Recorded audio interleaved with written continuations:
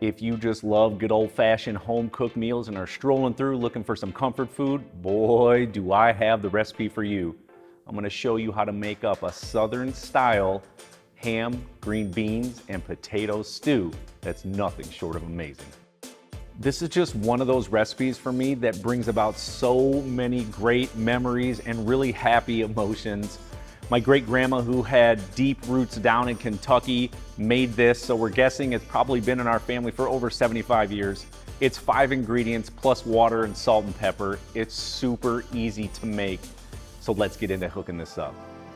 As you can see, I've got a ridiculous amount of green beans here, about 5 pounds, and you really need to gauge how many folks you're trying to feed here. This is just for your family. Maybe it's 1 or 2 pounds. If you're trying to feed the masses like I'm doing here and always seem to do, like I'm cooking for the whole block, I'm gonna use a lot. So with that being said, we need to trim up some green beans. There are a few ways you can do this.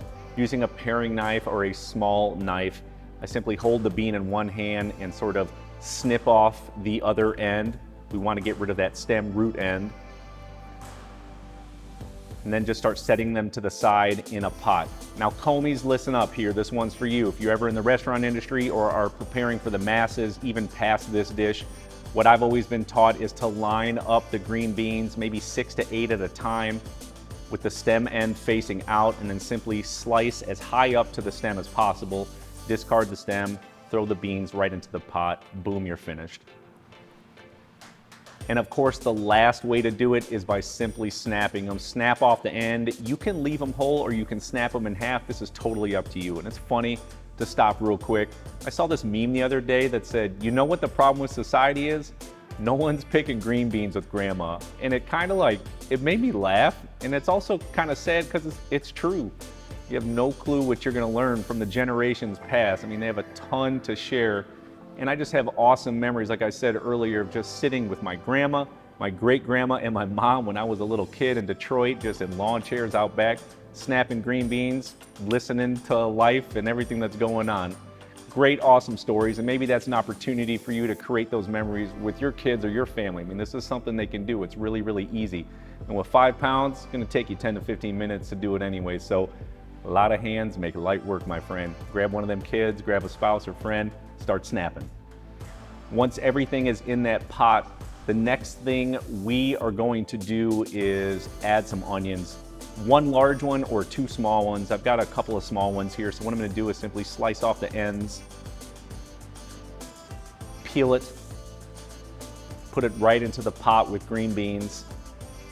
And now we are gonna use some salt pork. If you have no clue what salt pork is, it's really just pork belly that's been cured in a wet salt brine, so it adds really just a ton of salt flavor to this dish, and anything, honestly, that you wanna braise with. If you want that awesome sort of ham bacon-y flavor that's super salty, put this in one of your soups, dude. It's gonna be insanely delicious. Just a little FYI for you. So we're gonna put it in this pot, head over to your cooktop. We're gonna go ahead and fill this thing up with water until it's about 1 inch over top of the green beans, or 1/2 inch. It's okay if a few beans are hanging out. Don't get stressed out about that. And what we wanna do is low, medium, somewhere in between there, depending on how hot your burner is. We're gonna let this sit for in between 4 and 5 hours. And let me say, if you're doing this like on a Saturday or a Sunday and you wake up early morning and start doing this, the longer this sits, the better. The more opportunity for those salty flavors to infuse into the green beans is just gonna make them that much more delicious. You could probably go 8 to 10 hours on low heat if you wanted to.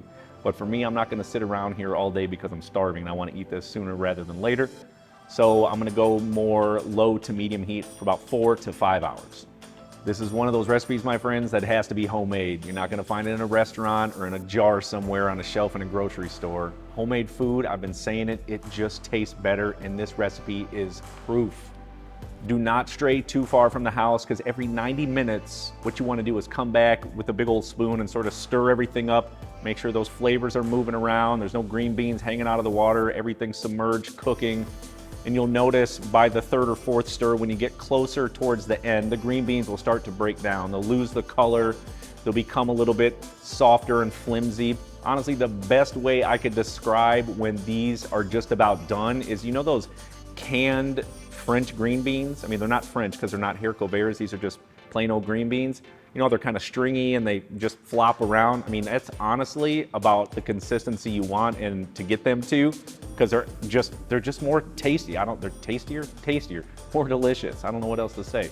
All those flavors infuse over time, and it's just that much better. I can't say it enough. And after that time, taste the green beans, make sure they're nice and soft to the consistency that you want them. We're gonna take the salt pork out, set it to the side. It can get mushy over time and kind of break up, and no one wants big chunks of fat floating around in here. Head over to the cutting board. Got a few more things to throw in there. Got some potatoes. You can peel them using that paring knife or a normal peeler. I've got about 3 pounds here. And I'm gonna cut them pretty big because this is gonna cook for about 45 minutes to an hour. If you cut them too small, they're gonna break down and mash. It's gonna kind of mess everything up. We're gonna put them in a bowl, head right back over to that pot, add them in there, give them a quick stir to make sure they're submerged and all those flavors are starting to get infused in there. Now we've got some ham.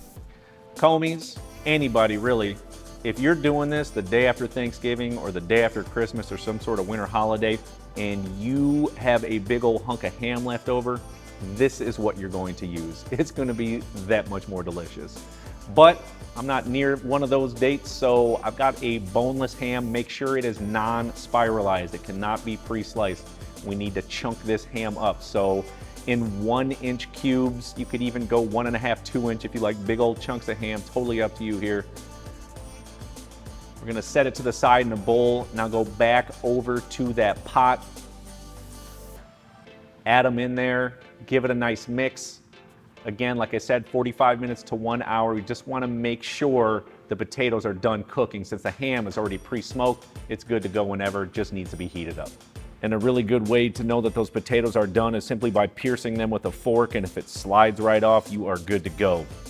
And I know I cooked this with salt pork, but everything should always be seasoned correctly, so go ahead and adjust it with some sea salt, fresh cracked black pepper, but of course try it first, make sure it needs it.